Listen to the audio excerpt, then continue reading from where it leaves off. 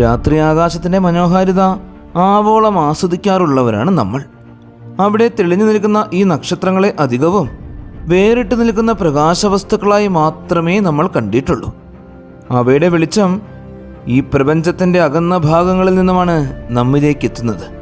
പക്ഷേ അവയെ കൂടുതൽ അടുത്ത് ചെന്ന് നിരീക്ഷിച്ചു കഴിഞ്ഞാൽ അവയുടെ യഥാർത്ഥവും അതിശയകരവുമായ സ്വഭാവം മനസ്സിലാക്കുവാൻ സാധിക്കും.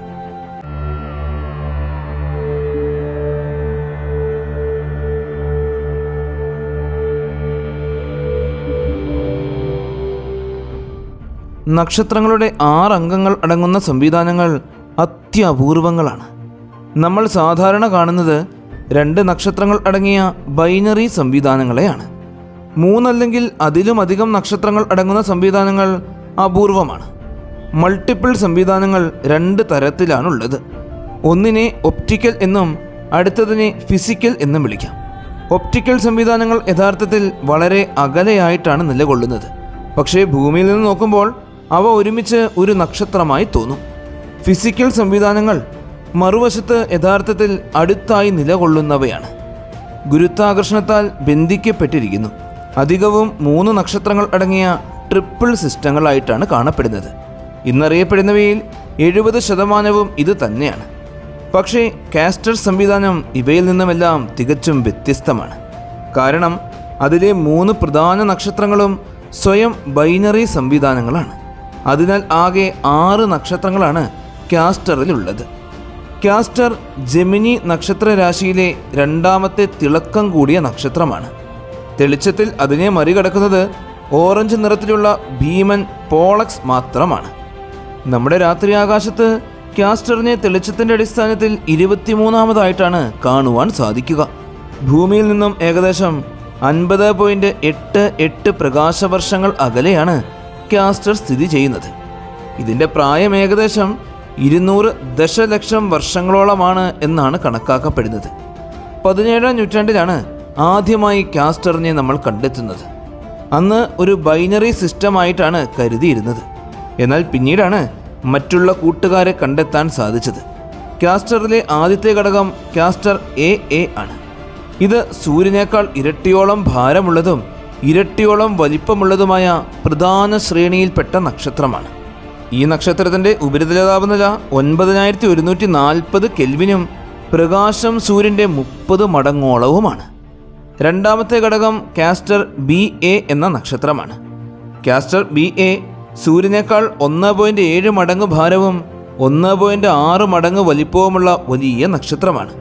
തെളിച്ചമാണെങ്കിൽ സൂര്യൻ്റെ 14 മടങ്ങോളമാണ്. കാസ്റ്റർ AA, BA എന്നിവ 350 വർഷം കൊണ്ടാണ് ഒരുമിച്ച് ഭ്രമണം പൂർത്തിയാക്കുന്നത്. 3ാമത്തെ ഘടകം YY ജെമിനോറമാണ്. ഇത് കാസ്റ്റർ CA എന്നാണ് അറിയപ്പെടുന്നത്. സൂര്യനേക്കാൾ ചെറുതായ ഈ നക്ഷത്രം 0.62 മടങ്ങ് ഭാരവും 0.76 മടങ്ങ് വലിപ്പവുമാണ് സൂര്യനുമായി താരതമ്യപ്പെടുത്തുമ്പോൾ ഉള്ളത്. ഇതിൻ്റെ ഭ്രമണകാലം എന്നത് ഏകദേശം 14,000ഓളം വർഷവും ദൂരം 1100 ആസ്ട്രോണമിക്കൽ യൂണിറ്റുമാണ്. കാസ്റ്ററിലെ ഓരോ പ്രധാന നക്ഷത്രത്തിനും സ്വന്തം കൂട്ടുകാരന്മാരുണ്ട്. അതിനാൽ ആകെ 6 നക്ഷത്രങ്ങളാണ് ഈ സമൂഹത്തിലുള്ളത്. ഇവയാറും ചേർന്ന് ഭാരത്തിൻ്റെ അടിസ്ഥാനത്തിൽ ഒരു സെൻറ്റർ പോയിന്റിനെയാണ് ബലം വെച്ചുകൊണ്ടിരിക്കുന്നത്. മൊത്തത്തിൽ കാസ്റ്ററിൻ്റെ തെളിച്ചം സൂര്യനേക്കാൾ 52.4 മടങ്ങോളമുണ്ട്. ഇവയിൽ കാസ്റ്റർ എയും ബിയെയും വെളുത്ത നക്ഷത്രങ്ങളാണ്. CA, CB എന്നിവ സാധാരണ ചുവന്ന ഡ്വാർഫ് നക്ഷത്രങ്ങളുമാണ്. കാസ്റ്ററിലെ വലിയ നക്ഷത്രങ്ങൾക്ക് ആയുസ് കുറവാണ്. ഏകദേശം 100 ദശലക്ഷം വർഷങ്ങളുടെ ആയുസ് മാത്രമേ അവയ്ക്കുള്ളൂ. എന്നാൽ ചുവന്ന ഡ്വാർഫ് നക്ഷത്രങ്ങൾക്ക് വളരെ ദീർഘമായ ആയുസ്സുണ്ട്. പല ബില്യണുകളിൽ നിന്ന് ട്രില്യൺ വർഷങ്ങൾ വരെ ആയുസ്സുണ്ട്. അതുകൊണ്ട് കാസ്റ്ററിലെ ചെറിയ ചുവന്ന നക്ഷത്രങ്ങൾ സൂര്യനേക്കാളും വളരെ അധികം കാലഘട്ടം നിലനിൽക്കും. ശാസ്ത്രജ്ഞന്മാർ കാസ്റ്റർ സംവിധാനത്തിൽ ബാഹ്യഗ്രഹങ്ങളെ തപ്പിക്കൊണ്ടിരിക്കുകയാണ്.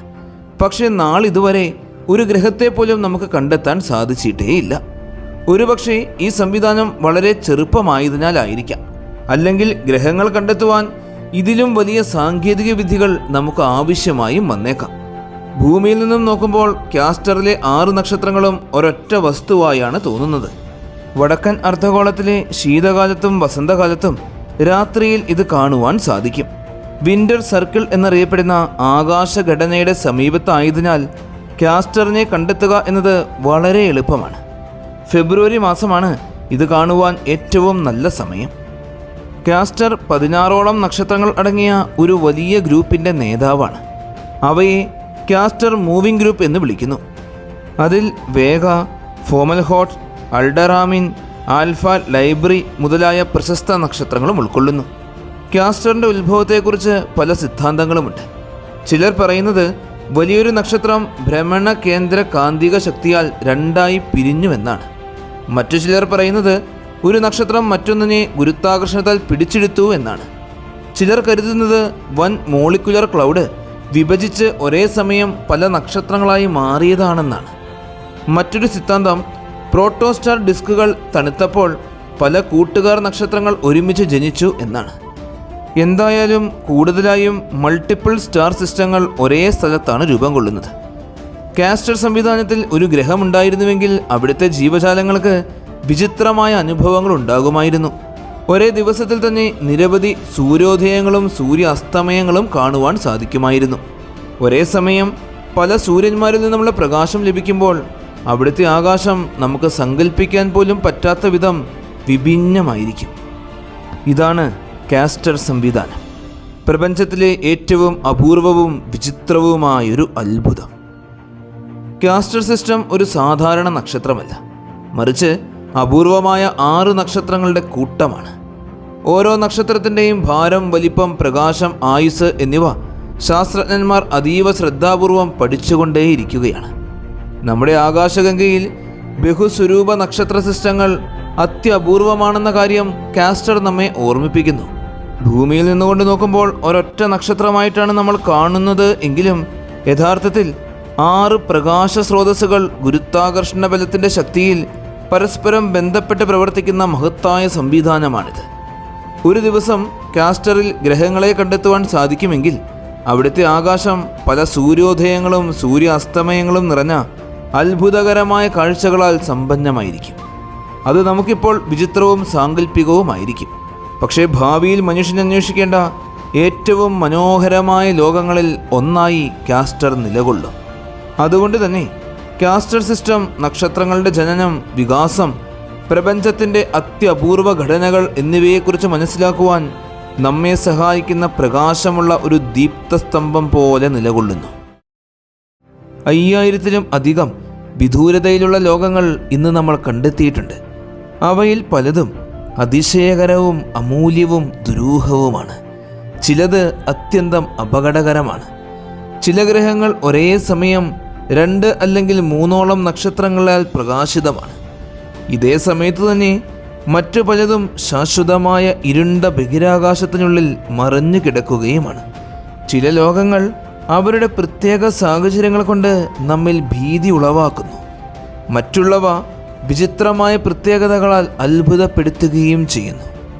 സാധാരണയായി അനേകം ലോകങ്ങളിൽ നിന്നും നമ്മെ ഏറ്റവും കൂടുതൽ ആകർഷിക്കുന്നത് ജീവിക്കാൻ സാധ്യതയുള്ള അനുയോജ്യമായ കാലാവസ്ഥയുള്ള ഗ്രഹങ്ങളാണ്, അല്ലെങ്കിൽ മറിച്ച് അത്യന്തം അപകടകരമായ വസ്തുക്കളാണ് പ്രത്യേകിച്ചും നമ്മുടെ ശ്രദ്ധ പിടിച്ചു പറ്റുന്നത്. എങ്കിലും മൂന്നാമത് മറ്റൊരു വിഭാഗം കൂടിയുണ്ട്: അസാധാരണ സ്വഭാവമുള്ള ആകാശ വസ്തുക്കൾ. ശാസ്ത്രീയമായി എളുപ്പത്തിൽ വിശദീകരിക്കുവാൻ കഴിയാത്ത വിചിത്രമായി പെരുമാറുന്ന വസ്തുക്കൾ. അത്തരം വസ്തുക്കൾ നമ്മുടെ അറിവിനെ വെല്ലുവിളിക്കുന്നു, പ്രത്യേക ശ്രദ്ധ അർഹിക്കുകയും ചെയ്യുന്നു. ഇപ്പോൾ നമ്മൾ കാണാൻ പോകുന്നത് അത്തരത്തിലുള്ള ലോകങ്ങളാണ്.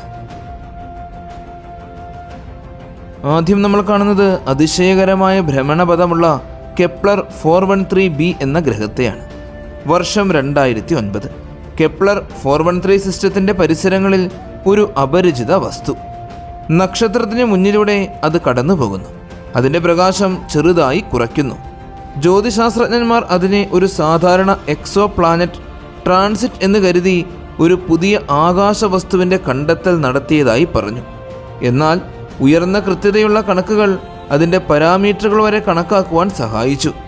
ഗ്രഹം ഏകദേശം ഭൂമിയുടെ 25 മടങ്ങ് ഭാരവും വ്യാഴത്തിൻ്റെ 40% വ്യാസവുമുള്ള തണുത്ത ഭീമനാണെന്ന് തിരിച്ചറിഞ്ഞു. എങ്കിലും 180 ദിവസങ്ങൾ കഴിഞ്ഞപ്പോൾ നക്ഷത്രത്തിൻ്റെ മുന്നിൽ ഗ്രഹത്തെ കാണുവാൻ സാധിച്ചില്ല. പഴയ ഡേറ്റകളിൽ നിന്നും വ്യക്തമായി കണ്ട ഗ്രഹം പെട്ടെന്ന് അപ്രത്യക്ഷമായി പോയി. നക്ഷത്രത്തിൻ്റെ ഫോട്ടോസ്ഫിയറിലെ ഇരുണ്ട പാടോ സമീപത്തുള്ള ഭീമൻ പൊടി കൂമ്പാരമോ ആണ് ഇതിന് കാരണം എന്ന് കരുതി. എങ്കിലും അതെല്ലാം തെറ്റാണെന്ന് പിന്നീട് തെളിഞ്ഞു. 800 ദിവസങ്ങൾ കഴിഞ്ഞ് ആ ദുരൂഹ വസ്തു വീണ്ടും പ്രത്യക്ഷപ്പെട്ടു. പെട്ടെന്ന് തന്നെ അപ്രത്യക്ഷമായി പോവുകയും ചെയ്തു. ഇത് കെപ്ലർ 413b എന്ന ഗ്രഹമാണെന്ന് കണ്ടെത്തി. അതിന് അത്യന്തം അസാധ്യമായൊരു ഭ്രമണപഥമാണുള്ളത്. ഗ്രഹം വലം വയ്ക്കുന്നത് ഒരു നക്ഷത്രത്തെയല്ല, ഇരട്ട നക്ഷത്രങ്ങളെയാണ്. ഇതിൻ്റെ ഭ്രമണപഥത്തെ 2 നക്ഷത്രങ്ങളുടെയും ഗുരുത്വാകർഷണ ബലം ബാധിക്കുന്നു. 2 നക്ഷത്രങ്ങളുടെയും ഗുരുത്വാകർഷണ ബലം ഭ്രമണപഥത്തിൻ്റെ തലത്തെ തന്നെ മാറ്റുന്നു. അതുകൊണ്ട് 11 വർഷം നീളുന്ന ഒരു ചക്രത്തിൽ ഗ്രഹം നമ്മുടെ കാഴ്ചയിൽ നിന്നും അപ്രത്യക്ഷമാകുകയും പിന്നീട് തിരിച്ചു വരികയും ചെയ്യും. ഗ്രഹത്തിൻ്റെ അച്ചുതണ്ടിലെ ചെരിവിനും നല്ല മാറ്റം സംഭവിക്കുന്നുണ്ട്. അത് 30 ഡിഗ്രി വരെ ചെരിയും. അതിൻ്റെ വിചിത്രമായ ഭ്രമണപഥവും ഉയർന്ന വികേന്ദ്രീകൃത അവസ്ഥയും ചേർന്ന് അതിൻ്റെ ഉപരിതലത്തിലെ കാലാവസ്ഥ അതിശക്തമായി മാറ്റിമറിക്കും. ചൂടും വെളിച്ചവും സ്വീകരിക്കുന്ന മേഖലകൾ സ്ഥിരമായി മാറിക്കൊണ്ടിരിക്കും. ഇത് വലിയ ചുഴലിക്കാറ്റുകൾക്കും വ്യാഴത്തിൻ്റെ ഗ്രേറ്റ് ഡെഡ് സ്പോട്ടിനേക്കാൾ വലിയ കൊടുങ്കാറ്റുകൾക്കും കാരണമാകും. ഇതിൻ്റെ ഫലമായി ഉപരിതലത്തിൽ സംഭവിക്കുന്ന വലിയ പൊട്ടിത്തെറികളുടെ അവശിഷ്ടങ്ങൾ അന്തരീക്ഷത്തിൽ നിന്നും പുറത്തേക്ക് പൊങ്ങുകയും അവ പലതും തിരികെ ഗ്രഹത്തിൻ്റെ ഉപരിതലത്തിലേക്ക് തന്നെ വീഴുകയും ചെയ്യും. ഇത്തരം അവസ്ഥകൾ ഈ ഗ്രഹത്തിൽ ജീവിക്കുവാൻ അസാധ്യമാക്കുന്നു. എങ്കിലും അടുത്ത ലോകവുമായി താരതമ്യം ചെയ്താൽ ഇത് ശാന്തമായ ദ്വീപ് പോലെ തോന്നും. അടുത്തത് തീപാറുന്ന ഭ്രമണപഥമുള്ള HD 80606b എന്ന ഗ്രഹമാണ്. ഭൂമിയിൽ നിന്നും 190 പ്രകാശവർഷങ്ങൾക്കകലെയുള്ള HD 80606 സിസ്റ്റം സൂര്യനെ പോലെ തന്നെ തോന്നുന്ന ഒരു മഞ്ഞ നക്ഷത്രമാണ് അവിടെയുള്ളത്. അതിനെ ചുറ്റി വലം വെച്ചുകൊണ്ടിരിക്കുന്ന വളരെയേറെ വിചിത്രമായ കാലാവസ്ഥകളുള്ള ഒരു ഗ്രഹം. ഈ ഗ്രഹം ഒരു ഭീമൻ ധൂമഹേതുവിനെ പോലെ അമിത വേഗതയിൽ തൻ്റെ നക്ഷത്രത്തിൻ്റെ തൊട്ട് സമീപത്ത് വരെ എത്തി കത്തുകയും പിന്നീട് നക്ഷത്രത്തിൽ നിന്നും ഒരുപാട് അകലത്തിലേക്ക് മാറിപ്പോവുകയും ചെയ്തുകൊണ്ടേയിരിക്കുന്നു. ഇതൊരു വാതക ഭീമനാണ്. വ്യാഴത്തിൻ്റെ 4 മടങ്ങിൽ കൂടുതൽ ഭാരവും വ്യാഴത്തിൻ്റെ അത്ര തന്നെ വലിപ്പവുമുള്ള ഗ്രഹം. ഗ്രഹം സ്ഥിതി ചെയ്യുന്നത് നക്ഷത്രത്തിൽ നിന്നും 0.88 ആസ്ട്രോണമിക്കൽ ദൂരത്തിലാണ്. ഈ ഗ്രഹത്തിന് സൂര്യനിൽ നിന്നും ഭൂമിക്ക് ലഭിക്കുന്ന അത്ര തന്നെ ചൂടാണ് ലഭിക്കുന്നത്. ഗ്രഹത്തിൻ്റെ അന്തരീക്ഷത്തിൽ ജലനീരാവി, ഐസ് സ്ഫടികങ്ങൾ, ക്വാർട്സ് പൊടിപടലങ്ങൾ പോലുള്ള മേഘങ്ങൾ രൂപപ്പെടാം. പക്ഷേ ഭ്രമണപഥത്തിലൂടെ ഇത് മുന്നോട്ട് പോകുന്തോറും വെറും 55 ദിവസങ്ങൾ കൊണ്ട് ഗ്രഹം 30 മടങ്ങോളം അടുത്തെത്തും. നക്ഷത്രത്തിൽ നിന്നും വരുന്ന ഊർജം 800 മടങ്ങ് വരെ കൂടുതലായിരിക്കും ആ സമയത്ത്. കുറഞ്ഞ ദൂരത്തിൽ ഗ്രഹത്തിൻ്റെ താപനില 6 മണിക്കൂറിനുള്ളിൽ തന്നെ ഇരട്ടിയിൽ കൂടുതലായി ഉയരും. 500 ഡിഗ്രിയിൽ നിന്നും 1200 കൂടുതൽ ഡിഗ്രി സെൽഷ്യസ് വരെ ഉയരും. ഇത് 5 km/s വേഗതയിൽ വീശുന്ന കൊടുങ്കാറ്റുകൾ സൃഷ്ടിക്കും. വലിയ ചൂട് ആഗിരണം ചെയ്യുന്നതിനാൽ അന്തരീക്ഷം അമിത വേഗതയിൽ വീർക്കുകയും ഷോക്ക് വേവുകൾ രൂപപ്പെടുകയും മുഴുവൻ ഗ്രഹത്തിലേക്കും അത് പടർന്നു പിടിക്കുകയും ചെയ്യും. ജലനീരാവി ഹൈഡ്രജനും ഓക്സിജനുമായി വിഭജിക്കപ്പെടും. ക്വാർട്സ് പൂർണ്ണമായും ഉരുകി ഇല്ലാതാവുകയും പിന്നീട് മണൽമേഘങ്ങളായി വീണ്ടും രൂപപ്പെടുകയും ചെയ്യും. HD 80606b തൻ്റെ സിസ്റ്റത്തിലെ ഏക ഗ്രഹമാണ്. കാരണം ഇതിനോടകം തന്നെ തൊട്ടടുത്തുള്ള മറ്റൊരു നക്ഷത്രത്തിൻ്റെ ഗുരുത്വാകർഷണം ഭ്രമണപഥവും പ്രോട്ടോപ്ലാനറ്ററി ഡിസ്കും തകർത്ത് കഴിഞ്ഞിരിക്കുകയാണ്. വളരെയേറെ അപകടകരമായൊരു കൂട്ടുകെട്ടാണ് ഇനി കാണാൻ പോകുന്നത്. കെപ്ലർ 36. ഭൂമിയിൽ നിന്നും 1530 പ്രകാശവർഷം അകലെയുള്ള കെപ്ലർ 36 സിസ്റ്റം സൂര്യനെ പോലെ ഭാരമുള്ള എന്നാൽ 62% കൂടുതലുള്ള ഒരു മഞ്ഞ ഭീമൻ നക്ഷത്രം. ഈ നക്ഷത്രത്തെ ചുറ്റി 2 ഗ്രഹങ്ങളാണുള്ളത്. കെപ്ലർ 36b എന്ന റോക്കി സൂപ്പർ എർത്തും കെപ്ലർ 36c എന്ന ഹോട്ട് മിനി നെപ്റ്റ്യൂണും. ഓരോ 97 ദിവസം കഴിയുമ്പോഴും ഇവ തമ്മിൽ വെറും 1.9 ദശലക്ഷം കിലോമീറ്റർ മാത്രം അകലത്തിലെത്തും. ഭൂമിയും ശുക്രനും തമ്മിലുള്ള കുറഞ്ഞ ദൂരത്തിൻ്റെ 20% മാത്രം. അപ്പോൾ അവയുടെ പരസ്പര ഗുരുത്വാകർഷണം എന്നത് അതിശക്തമായ ദുരന്തങ്ങൾ ഉണ്ടാക്കാൻ കാരണമാകും. ചില ദിവസങ്ങൾക്ക് ശേഷം ഇവ രണ്ടും അകന്നു പോകും, പിന്നീട് വീണ്ടും അടുത്തു വരും. ഗുരുത്വാകർഷണം ഭൂമിയും ചന്ദ്രനും തമ്മിലുള്ളതിനേക്കാൾ 13 മടങ്ങിലും കൂടുതൽ ശക്തമായിരിക്കും. അതിൻ്റെ ഫലമായി കെപ്ലർ 36bയുടെ ഉപരിതലം പൊട്ടിത്തെറിക്കാൻ തുടങ്ങും. വലിയ ഭൂകമ്പങ്ങൾക്കും അഗ്നിപർവ്വത വിസ്ഫോടനങ്ങൾക്കും കാരണമാകും. ചില പ്രദേശങ്ങൾ ഒരിക്കലും തണുത്തു പോകാത്ത അത്രത്തോളം ശക്തമായ രീതിയിൽ ലാവാ സമുദ്രങ്ങളായി മാറും. കെപ്ലർ 36b എന്ന ഈ ഗ്രഹം നക്ഷത്രത്തിൽ നിന്നും 0.12 ആസ്ട്രോണമിക്കൽ ദൂരം അകലത്തിലൂടെയാണ് നക്ഷത്രത്തെ വലം വയ്ക്കുന്നത്. ഇതിൻ്റെ ഭ്രമണകാലം എന്നത് 14 ദിവസങ്ങളാണ്. ഭൂമിയുടെ 3.8 മടങ്ങ് ഭാരമുള്ള ഈ ഗ്രഹത്തിന് ഭൂമിയുടെ 1.5 മടങ്ങിലും കൂടുതൽ വലിപ്പമുണ്ട്. ഇതിൻ്റെ ഉപരിതല താപനില എന്നത് 700 ഡിഗ്രി സെൽഷ്യസ് ആണ്. അയൺ, ലെഡ്, സൾഫർ തുടങ്ങിയ മെറ്റലുകളാണ് ഈ ഗ്രഹത്തിൽ കൂടുതലായും അടങ്ങിയിരിക്കുന്നത്. അടുത്തത് കെപ്ലർ 36b എന്ന ഗ്രഹം നക്ഷത്രത്തിൽ നിന്നും 0.13 ആസ്ട്രോണമിക്കൽ ദൂരത്തിലൂടെയാണ് നക്ഷത്രത്തെ വലം വയ്ക്കുന്നത്. ഇതിൻ്റെ ഭ്രമണകാലം എന്നത് 16 ദിവസങ്ങളാണ്. ഭൂമിയുടെ 7 മടങ്ങോളം ഭാരമുള്ള ഈ ഗ്രഹത്തിന് ഭൂമിയുടെ 3.7 മടങ്ങോളം വലിപ്പവുമുണ്ട്. ഇതിൻ്റെ ഉപരിതല താപനിലയും 655 ഡിഗ്രി സെൽഷ്യസ് ആണ്. ഹൈഡ്രജൻ, ഹീലിയം, നൈട്രജൻ തുടങ്ങിയ കടുത്ത വാതകങ്ങളാണ് ഇതിൻ്റെ അന്തരീക്ഷത്തിലുള്ളത്. പരസ്പരമുള്ള ഗുരുത്വാകർഷണ ബലം കാരണം സിസ്റ്റം ഒരിക്കലും പ്രവചിക്കാൻ കഴിയാത്ത വളരെ വിചിത്രമായ വിധം പ്രവർത്തിക്കുന്നു. അടുത്ത 70 ദശലക്ഷം വർഷത്തിനുള്ളിൽ 99% സാധ്യതയും ഇവ തമ്മിൽ കൂട്ടിമുട്ടാനാണ്. ആ കൂട്ടിയിടിയുടെ ഫലമായി ആ സിസ്റ്റത്തിൻ്റെ ഇന്നത്തെ അവസ്ഥ തന്നെ മാറി മറിയും. അടുത്തത് ഭീമൻ വളയങ്ങൾ നിറഞ്ഞ സൂപ്പർ സാറ്റേൺ ആണ്. ഭൂമിയിൽ നിന്നും 434 പ്രകാശവർഷം അകലെയുള്ള ഒരു അതിശയകരമായ വസ്തു. ഇതൊരു ബ്രൗൺ ഡ്വാർഫ് അല്ലെങ്കിൽ ഭീകരമായ വാതക ഗ്രഹമാണ്. വ്യാഴത്തിൻ്റെ 20 മടങ്ങിലും കൂടുതൽ ഭാരമുണ്ട് ഈ ഗ്രഹത്തിന്. ഇതിൻ്റെ പ്രായം 15 മുതൽ 16 ദശലക്ഷം വർഷങ്ങൾ മാത്രമാണ്. ഇത് ശനിയുടെ വളയങ്ങൾ പോലെയല്ല. ആയിരക്കണക്കിന് മടങ്ങ് വലുതായ വളയങ്ങൾ കൊണ്ടാണ് ഇത് ചുറ്റപ്പെട്ടിരിക്കുന്നത്. 37 വ്യത്യസ്തങ്ങളായ വളയങ്ങൾ നാളിതുവരെ നമ്മൾ കണ്ടെത്തിയിട്ടുമുണ്ട്. ഏറ്റവും വലിയ വളയം 0.6 ആസ്ട്രോണമിക്കൽ ദൂരം വരെ വ്യാപിച്ച് കിടക്കുന്നു. അത് ശുക്രൻ്റെ ഭ്രമണപഥത്തിൻ്റെ അത്രത്തോളം വലിപ്പമാണ്. ഇത് ശനിയുടെ വളയത്തേക്കാൾ 640 മടങ്ങ് വലുതാണ്. വളയങ്ങളുടെ ആകെ ഭാരം ഭൂമിയുടെ ഭാരത്തേക്കാളും കൂടുതലാണ്. സമയം കഴിയുന്തോറും ഇവ സ്ഥിരമല്ലാതെയായി മാറിക്കൊണ്ടിരിക്കുന്നു. ചില വസ്തുക്കൾ ഗ്രഹത്തിലേക്ക് വന്ന് വീഴുകയും മറ്റുള്ളവ പുറത്തേക്ക് പറന്നു പോവുകയും ചെയ്യുന്നുണ്ട്. ഏകദേശം 0.4 ആസ്ട്രോണമിക്കൽ യൂണിറ്റോളം വീതിയുള്ള വലിയ ഇടിവ് വളയങ്ങൾക്കിടയിലുണ്ട്. ഭൂമിയുടെ 80% ഭാരമുള്ള ഒരു വലിയ ഉപഗ്രഹം അവിടെ ഉള്ളതുകൊണ്ടാണ് ഇത് കാണപ്പെടുന്നത് എന്നാണ് കരുതുന്നത്. കൂടാതെ 30% ഭൂമിയുടെ ഭാരമുള്ള 2 ഉപഗ്രഹങ്ങളും 0.25 ആസ്ട്രോണമിക്കൽ ദൂരത്തിലുണ്ട്. ആകെ 100 കണക്കിന് ഉപഗ്രഹങ്ങൾ ഇവിടെ ഉണ്ടായിരിക്കാം. ഇവിടെ നിന്നും കാണുന്ന ആകാശം വളരെയേറെ അത്ഭുതകരമായിരിക്കും.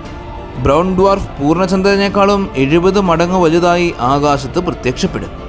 അതിൻ്റെ വളരെയേറെ മൃദുവായ പ്രകാശം ഇരുട്ടിനെ ട്വിലൈറ്റാക്കി മാറ്റും. ഇതിൻ്റെ വിപുലമായ വളയങ്ങൾ ആകാശത്ത് ചക്രവാളം മുതൽ ചക്രവാളം വരെ നീണ്ടു നിൽക്കും.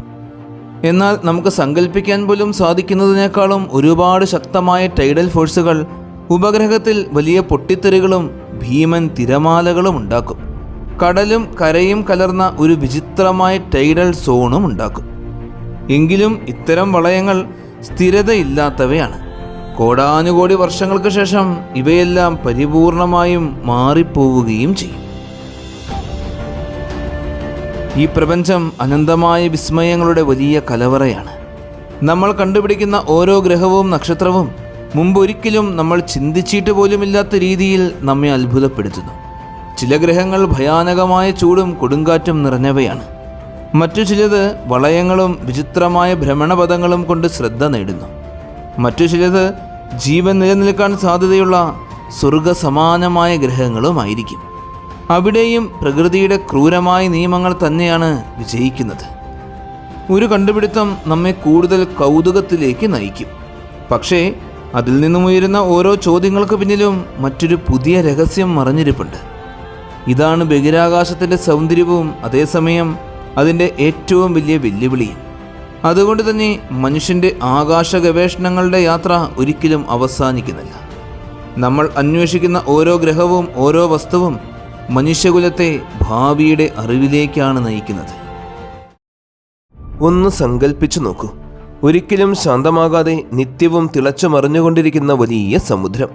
ഇതിന് തീരങ്ങളൊന്നുമില്ല. കണ്ണെത്താ ദൂരത്തോളം ഇത് വ്യാപിച്ചു കിടക്കുന്നു. എങ്കിലും നമുക്കിതിനെ വ്യക്തമായി കാണുവാനും കഴിയില്ല. കാരണം കാഴ്ച മുഴുവൻ എപ്പോഴും കനത്ത മൂടൽമഞ്ഞ് മേഘങ്ങൾ മറിച്ചുകൊണ്ടേയിരിക്കും. ഇവയുടെ ഇടയിലൂടെ ഒന്നും കാണുവാൻ കഴിയാത്ത അത്രത്തോളം കട്ടിയുള്ള മേഘങ്ങൾക്ക് പിന്നിൽ ദൂരെ ദൂരെ വലിപ്പമുണ്ടെങ്കിലും വളരെയേറെ മങ്ങിയ ഒരു സൂര്യനുണ്ട്. ഇത് ഇടയ്ക്കിടയ്ക്ക് മാത്രം പ്രത്യക്ഷപ്പെടും. രാത്രിയും പകലും തമ്മിലുള്ള മാറ്റം കാണുവാൻ സാധിക്കുക വെളിച്ചത്തിലെ ചെറിയ വ്യത്യാസം കൊണ്ട് മാത്രമാണ്. ഇരുട്ടിൽ നിന്നും ചെറിയ ചാരനിറം കലർന്ന പ്രകാശം വരികയാണെങ്കിൽ അതാണ് സൂര്യോദയം. ആഴങ്ങളിലേക്ക് പോയാൽ 100 കിലോമീറ്ററുകൾക്കും താഴെ വെള്ളത്തിനടിയിൽ കോടിക്കണക്കിന് ടൺ ഭാരമുള്ള ഉരുകിക്കൊണ്ടിരിക്കുന്ന വളരെയേറെ കട്ടി കൂടിയ ഐസ് മൂടിയ കോറാണുള്ളത്. നമ്മൾ സാധാരണ കണ്ടും അറിഞ്ഞും മനസ്സിലാക്കിയിട്ടുള്ള ഗ്രഹങ്ങളിൽ നിന്നുമെല്ലാം പരിപൂർണമായും വ്യത്യസ്തമായൊരു ലോകം. അതെ, ഇതാണ് ഗ്ലീസെ 1214b. മനുഷ്യനേത്രങ്ങൾ ഒരിക്കലും കണ്ടിട്ടില്ലാത്ത പ്രപഞ്ചത്തിലെ വളരെയേറെ ദുരൂഹമായൊരു സമുദ്രലോകം. ആദ്യം നമുക്ക് ഓഷ്യൻ വേൾഡുകളെ പറ്റി അറിയാം. പൂർണ്ണമായും വെള്ളത്താൽ മൂടപ്പെട്ട ഓഷ്യൻ വേൾഡ് എന്ന ഗ്രഹങ്ങളുടെ സിദ്ധാന്തപരമായ സാധ്യതകൾ ആദ്യമായി 1970കളിലാണ് പഠിക്കപ്പെട്ടത്. അന്നാണ് റേഡിയോ ആക്റ്റീവ് ഡീകെ ഗ്രഹങ്ങളുടെ ഭാഗങ്ങളെ ചൂടാക്കി ഐസ് ഉരുക്കി വലിയ സമുദ്രങ്ങളാക്കുന്നു എന്ന തെളിവുകൾ കണ്ടെത്തിയത്. നമ്മുടെ സൗരയൂഥത്തിലെ വാതക ഭീമന്മാരായ ജൂപ്പിറ്ററിൻ്റെയും ശനിയുടെയും ഉപഗ്രഹങ്ങളിൽ ഇത്തരം പ്രക്രിയകൾ നടക്കുന്നുണ്ട് എന്നാണ് കരുതുന്നത്. എന്നാൽ ഇവ സൂര്യനിൽ നിന്നും വളരെയേറെ അകലെ ആയതിനാൽ അവയുടെ പുറംപാളികൾ ഐസായി തന്നെ തുടരുന്നു. എന്നാൽ ഓഷ്യൻ പ്ലാനറ്റ് എന്ന് പറയുമ്പോൾ മറ്റൊരു വിഭാഗത്തെയാണ് സൂചിപ്പിക്കുന്നത്. ജൂപ്പിറ്ററിൻ്റെയും സാറ്റേണിൻ്റെയും ഉപഗ്രഹങ്ങളെ പോലെ ഓഷ്യൻ പ്ലാനറ്റുകളുടെ ഉപരിതലം മഞ്ഞാൽ മൂടപ്പെട്ടതല്ല. 100 കണക്കിന് കിലോമീറ്ററുകളിൽ കൂടുതൽ ആഴമുള്ള വെള്ളമാണ് അവയുടെ ഉപരിതലത്തിലുള്ളത്. 2004 ഫ്രഞ്ച് ജ്യോതിശാസ്ത്രജ്ഞൻ ക്രിസ്റ്റോഫ് സാത്താൻ മുന്നണി നയിച്ച സംഘം ഇത്തരം ഗ്രഹങ്ങളുടെ രൂപീകരണത്തെപ്പറ്റി വലിയ പഠനങ്ങൾ നടത്തി. ഒരു ഗ്രഹത്തിന് 10 ഭൂമിയുടെ ഭാരത്തിലും അധികം ഭാരം ലഭിച്ചാൽ അത് ഹൈഡ്രജൻ, ഹീലിയം എന്നിവ പിടിച്ചുവെച്ച് വലുതായി വളർന്ന് ഒരു ഗ്യാസ് ജെയിൻ്റായി മാറും. അതായത് നമ്മുടെ സൗരയൂഥത്തിലെ ഏറ്റവും വലിപ്പം കൂടിയ 2 ഗ്രഹങ്ങളായ വ്യാഴത്തെയും ശനിയെയും പോലെ. പക്ഷേ 6 മുതൽ 8 വരെ ഭൂമിയുടെ ഭാരം മാത്രമുള്ളവ ഐസും പാറകളും ചേർന്ന രൂപമായിരിക്കും. നമ്മുടെ ഭൂമിയുടെ ആകെ ഭാരവും ഭൂമിയിലുള്ള വെള്ളത്തിൻ്റെ ഭാരവും തമ്മിൽ താരതമ്യപ്പെടുത്തി നോക്കിയാൽ ഭൂമിയുടെ ആകെ ഭാരത്തിൻ്റെ വെറും 0.025% മാത്രമാണ് വെള്ളത്തിൻ്റെ ഭാരം. ഒരു ബഹിരാകാശ വസ്തുവിൻ്റെ ഭ്രമണപഥം അതിൻ്റെ മാതൃനക്ഷത്രത്തിൽ നിന്നും ഏറെ അകലെയാണെങ്കിൽ ആ വസ്തു ഐസ് ജെയിൻ്റ് അല്ലെങ്കിൽ തണുത്ത സൂപ്പർ എർത്ത് ആയിരിക്കും. അതിനുള്ളിലെ കോറിൽ നടക്കുന്ന റേഡിയോ ആക്റ്റീവ് ഡീകെ മഞ്ഞിൻ്റെ ചില ഭാഗങ്ങളെ ഉരുക്കിക്കളയും. അതുവഴി അടിഭാഗത്ത് ഒരു ഉപരിതലത്തിനടിയിൽ വലിയ സമുദ്രങ്ങൾ രൂപപ്പെടും. പക്ഷേ ഗ്രഹത്തിൻ്റെ പുറംപാളി അപ്പോഴും ഐസ് ആയിരിക്കും. എങ്കിലും ഈ ഗ്രഹം അതിൻ്റെ നക്ഷത്രത്തിൻ്റെ ഹാബിറ്റബിൾ സോണിലാണ് സ്ഥിതി ചെയ്യുന്നത് എങ്കിൽ അതിൻ്റേതായ പുറംപാളി മുഴുവൻ ഉരുകി അതിൻ്റെ ഉപരിതലം മുഴുവൻ മറച്ചു പിടിച്ച തീരമില്ലാത്ത വലിയ സമുദ്രമായി മാറും. സിദ്ധാന്തപരമായി കണക്കുകൾ പ്രകാരം ഭൂമിയുടെ ഭാരത്തിൻ്റെ 6 മുതൽ 8 മടങ്ങ് ഭാരമുള്ള ഒരു ഗ്രഹത്തിൽ 100 കിലോമീറ്ററുകളിലും കൂടുതൽ ആഴമുള്ള വലിയ വെള്ളപ്പാളി ഉണ്ടാകും. ഇത്രയും വെള്ളം ചെലുത്തുന്ന സമ്മർദ്ദം എന്നത് 20,000 അന്തരീക്ഷ സമ്മർദ്ദം വരെ എത്തിച്ചേരും. നമുക്ക് സങ്കല്പിക്കാൻ പോലും സാധിക്കാത്ത ഇത്ര വലിയ സമ്മർദ്ദം ചെലുത്തപ്പെടുമ്പോഴാണ് ഐസ് 7 പോലുള്ള വളരെ വിചിത്രമായ ഐസ് രൂപങ്ങൾ ഉണ്ടാകുന്നത്. ഇതിൻ്റെ സാന്ദ്രത എന്നത് 1650 km/m3 ആണ്. അതായത് സാധാരണ വെള്ളത്തെക്കാളും ഭാരമുള്ള ഐസ്. 1970കളുടെ പഠനങ്ങൾക്ക് പിന്നാലെ 42 പ്രകാശവർഷങ്ങൾക്കകലെയുള്ള ഒരു ചുവന്ന ചെറിയ നക്ഷത്രത്തെ കണ്ടെത്തി. ഇതിനെ ഗ്ലീസെ 1214 എന്ന് പേരിട്ടു. ഇത് സൂര്യനേക്കാൾ 5 മടങ്ങ് ചെറിയ നക്ഷത്രമാണ്. സൂര്യൻ്റെ 15.7% മാത്രമേ ഇതിന് ഭാരമുള്ളൂ. സൂര്യൻ പുറപ്പെടുവിക്കുന്ന പ്രകാശത്തിൻ്റെ 300 മടങ്ങോളം കുറവാണ് ഇതിൻ്റെ പ്രകാശം. 2009 ഇതിൻ്റെ ഭ്രമണപഥത്തിൽ ഒരു ഗ്രഹത്തെയും കണ്ടെത്തി, ഗ്ലീസെ 1214b. ഈ ഗ്രഹത്തെ നമ്മുടെ ഭൂമിയുമായി താരതമ്യപ്പെടുത്തുമ്പോൾ ഭൂമിയേക്കാളും 2.5 മടങ്ങ് വലിപ്പം കൂടിയ ഗ്രഹമാണിത്. ഇതിൻ്റെ ഭാരം ഭൂമിയുടെ 6.5 മടങ്ങോളം കൂടുതലാണ്. ഇതിൻ്റെ സാന്ദ്രത 1807 km/m3 ആണ്. അതായത് ഭൂമിയെപ്പോലെ മെറ്റലും പാറകളും മാത്രമല്ല. ഇതിനുള്ളിൽ 75% ജലവും 25% മെറ്റലും പാറകളുമാണ്. അതിനാൽ ഇത് ഒരു ഓഷ്യൻ പ്ലാനറ്റാണ്. ഇതതിൻ്റെ മാതൃനക്ഷത്രത്തിൻ്റെ വളരെ അടുത്താണ് സ്ഥിതി ചെയ്യുന്നത്. ഇവയ്ക്കിടയിൽ ശരാശരി അകലം എന്നത് വെറും 20 ദശലക്ഷം കിലോമീറ്ററുകൾ മാത്രമാണ്. അതായത് 0.014 ആസ്ട്രോണമിക്കൽ യൂണിറ്റ് അകലം.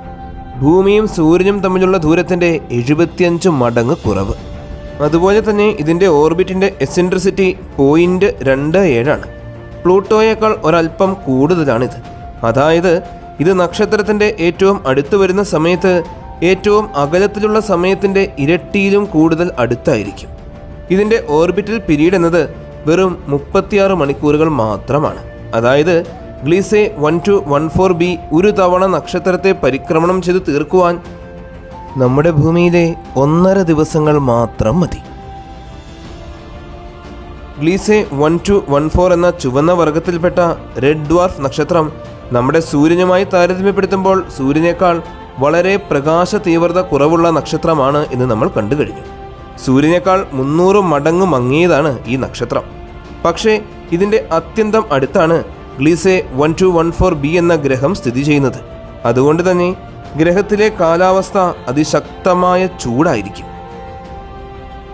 ഗ്ലീസെ 1214bയുടെ ഉപരിതലം സൗരയൂഥത്തിലെ ഏറ്റവും ചൂടുകൂടിയ ഗ്രഹമായ വീനസിനെ പോലെയാണെന്ന് കരുതുകയാണെങ്കിൽ അതിൻ്റെ ഉപരിതല താപനില 393 കെൽവിൻ, അതായത് 120 ഡിഗ്രി സെൽഷ്യസ് ആയിരിക്കും. പക്ഷേ ഉപരിതലം ഇരുണ്ട നിറമാണെങ്കിൽ 553 കെൽവിൻ അഥവാ 280 ഡിഗ്രി സെൽഷ്യസ് വരെ ഉയരാനും സാധ്യതയുണ്ട്. ഈ ഗ്രഹത്തിൻ്റെ ഓർബിറ്റ് മാതൃനക്ഷത്രത്തിൻ്റെ ഡിസ്ക് കടന്നു പോകുന്നതിനാൽ ശാസ്ത്രജ്ഞന്മാർക്ക് അതിൻ്റെ വായുമണ്ഡലം സ്പെക്ട്രോസ്കോപ്പിക് രീതിയിൽ പഠിക്കാനാകും. എങ്കിലും അതിൽ നിന്നും ലഭിച്ച വിവരങ്ങളൊന്നും നമ്മൾ പ്രതീക്ഷിച്ചതുപോലെ അത്ര വ്യക്തമല്ല. ഇത് ശരിക്കും ഒരു ഓഷ്യൻ പ്ലാനറ്റ് ആണെങ്കിൽ അതിൻ്റെ വായുമണ്ഡലം പ്രധാനമായും വാട്ടർ വേപ്പറിനാലും മറ്റു ചില ഗ്യാസുകളാലും നിറഞ്ഞിരിക്കണം. എന്നാൽ ഇതുവരെ ഹൈഡ്രജൻ, ഹീലിയം പോലുള്ള ഘടനകളുടെ രേഖകളും water, carbon dioxide, ammonia പോലുള്ള കോംപ്ലക്സ് മൂലകങ്ങളുടേതും ഒന്നും കണ്ടെത്താൻ നമുക്ക് സാധിച്ചിട്ടേയില്ല. കാരണം ഗ്ലീസെ 1214bയുടെ ഏറ്റവും പുറമെയുള്ള വളരെയേറെ കട്ടി കൂടിയ വായുമണ്ഡലം അതിൻ്റെ യഥാർത്ഥ ഘടനയെ നിരീക്ഷകരിൽ നിന്നും മറച്ചു പിടിക്കുന്നത് കൊണ്ടാണ്. ഈ ഗ്രഹത്തിൻ്റെ ഉപരിതല അവസ്ഥകൾ ഒരു വലിയ സ്റ്റീം ബോയിലറിൻ്റെ അകത്തെ അന്തരീക്ഷത്തോട് ഒരുപാട് സാമ്യമുള്ളതുമാണ്. ഏറ്റവും ആശ്ചര്യകരമായ കാര്യം ഈ ഗ്രഹത്തിൻ്റെ ഏറ്റവും താഴെയുള്ള അന്തരീക്ഷ പാളിയുടെ മർദ്ദം ഭൂമിയിലേതിനേക്കാൾ കുറഞ്ഞത് 15 ഇരട്ടിയായിരിക്കുമെന്നാണ് കണക്കാക്കപ്പെടുന്നത്. കാരണം ഗ്രഹത്തിലുടനീളമുള്ള സമുദ്രവും അന്തരീക്ഷവും സമതുല്യമായി നിലകൊള്ളുന്നതിനാൽ അവയുടെ അതിർത്തി വ്യക്തമായി മനസ്സിലാക്കുവാൻ സാധിക്കില്ല. സമുദ്രത്തിൻ്റെ ഉപരിതലത്തിന് മുകളിലെ ജലബാഷ്പത്തിൻ്റെ സാന്ദ്രത സ്ഥിരമായി തിളച്ചുകൊണ്ടിരിക്കുന്ന വെള്ളത്തിൻ്റേതിനോട് ഏകദേശം തുല്യമാണ്. കൂടുതൽ ആഴങ്ങളിലേക്ക് പോകുന്തോറും സമുദ്രത്തിൻ്റെ മർദ്ദം കൂടിക്കൊണ്ടേയിരിക്കും. ഏകദേശം 100 കിലോമീറ്ററുകൾ ആഴത്തിലെത്തിക്കഴിയുമ്പോൾ വെള്ളം അത്രയും ഉയർന്ന മർദ്ദത്തിൽ ദ്രാവകാവസ്ഥയിൽ നിലകൊള്ളാൻ കഴിയാതെ സങ്കീർണവും ഭാരമേറിയതുമായ വലിയ ഐസായി മാറും. ഈ ഐസ് പാളിയുടെ കനം എന്നത് 5000 കിലോമീറ്ററിൽ കൂടുതലായിരിക്കുമെന്നാണ് ശാസ്ത്രലോകം പറയുന്നത്. അതായത് ഈ ഗ്രഹത്തിലുള്ള വെള്ളത്തിൻ്റെ ഭൂരിഭാഗവും ഇവിടെ ക്രയോസ്ഫിയറിന് താഴെയാണ് അടങ്ങിയിരിക്കുന്നത്. അതിൻ്റെയും അടിയിൽ ശിലകളും ലോഹങ്ങളും ചേർന്ന കോറായിരിക്കും. എന്നിരുന്നാലും ഇത്തരത്തിലുള്ള സമുദ്രഗ്രഹങ്ങളിൽ ജീവൻ വികസിക്കാനുള്ള സാധ്യതകൾ വളരെയേറെ കുറവാണ്. കാരണം ഇവിടുത്തെ സമുദ്രങ്ങളിൽ ജീവികൾക്ക് അനിവാര്യമായ മൈക്രോ ഘടനകൾ വളരെയേറെ കുറവാണ്. ഇടയ്ക്കിടെ ഗ്രഹത്തിൽ ഉൽക്കകൾ വന്ന് പതിച്ചാലും ജീവൻ രൂപപ്പെടാനും വളരുവാനും ആവശ്യമായ രാസവൈവിധ്യം ലഭിക്കുകയില്ല. എങ്കിലും ഇത്തരത്തിലുള്ള സമുദ്രഗ്രഹങ്ങളെ പഠിക്കുന്നത് ശാസ്ത്രലോകത്തിന് വലിയ പ്രാധാന്യമുള്ള കാര്യമാണ്. നാസ പല ഗണിത മാതൃകകളുടെയും അടിസ്ഥാനത്തിൽ ധാരാളം പഠനങ്ങൾ നടത്തിയിട്ടുണ്ട്. 2020 പ്രസിദ്ധീകരിച്ച ഗണിത മാതൃകകളുടെ അടിസ്ഥാനത്തിൽ നമ്മുടെ ആകാശഗംഗയ്ക്കുള്ളിൽ തന്നെ ഇത്തരത്തിലുള്ള ഗ്രഹങ്ങൾ ബില്യൺ കണക്കിനുണ്ടാകും എന്നാണ് കണക്കാക്കപ്പെടുന്നത്. അവയിൽ ചിലത് തണുത്തവയായിരിക്കും, ഐസ് ഷെല്ലിന് കീഴിൽ സമുദ്രങ്ങൾ ഉള്ളവയായിരിക്കും, ചിലത് ചൂടുള്ളവയായിരിക്കും. ഗ്ലീസെ 1214b പോലുള്ള സമുദ്രഗ്രഹങ്ങളായിരിക്കും. വെള്ളം പ്രപഞ്ചത്തിലെ ഏറ്റവും വ്യാപകമായ സങ്കീർണമായ രാസ സംയോജനങ്ങളിൽ ഒന്നാണ്. അതിനാൽ പുതിയ സമുദ്രഗ്രഹങ്ങളെ കണ്ടെത്തുവാനുള്ള സാധ്യതകൾ വളരെയേറെ പ്രതീക്ഷാജനകവുമാണ്. പ്രപഞ്ചത്തിൽ നമ്മൾ ഇന്നേ വരെ കണ്ടെത്തിയിട്ടുള്ളതിൽ വെച്ച് ഏറ്റവും വിചിത്രവും രഹസ്യങ്ങൾ നിറഞ്ഞതുമായ ലോകങ്ങളിൽ ഒന്നാണ് ഗ്ലീസെ 1214b. തീരങ്ങളില്ലാത്ത ശാശ്വതമായി തിളച്ചുമറിയുന്ന സമുദ്രം. സമുദ്രത്തിനടിയിൽ കോടിക്കണക്കിന് കിലോമീറ്ററുകളോളം കട്ടിയുള്ള ഐസ്, അതിനടിയിൽ ഒളിഞ്ഞിരിക്കുന്ന ചൂടാർന്ന കോറ്, ഇതെല്ലാം ചേർന്ന് സൃഷ്ടിച്ചിട്ടുള്ള ഒരു സൂപ്പർ ഓഷ്യൻ വേൾഡ്. ജീവനുണ്ടാകാനുള്ള സാധ്യതകൾ വളരെയേറെ കുറവാണെങ്കിലും ഇത്തരത്തിലുള്ള ഗ്രഹങ്ങളെക്കുറിച്ച് പഠിക്കുന്നത് നമ്മുടെ ശാസ്ത്രജ്ഞന്മാരെ കൂടുതൽ വലിയ ചോദ്യങ്ങളിലേക്ക് നയിക്കും. പ്രപഞ്ചത്തിലെ വെള്ളത്തിൻ്റെ വ്യാപ്തി, ഗ്രഹങ്ങളുടെ വികാസം, ജീവന്റെ സാധ്യതകൾ. ഇന്നത്തെ വീഡിയോ എല്ലാവർക്കും ഒരുപാട് ഇഷ്ടമായി എന്ന് വിശ്വസിക്കുന്നു. എല്ലാവരുടെയും സപ്പോർട്ടുകൾ ഉണ്ടാകണം. നല്ലൊരു വീഡിയോയുമായി അടുത്ത എപ്പിസോഡിൽ കാണാം.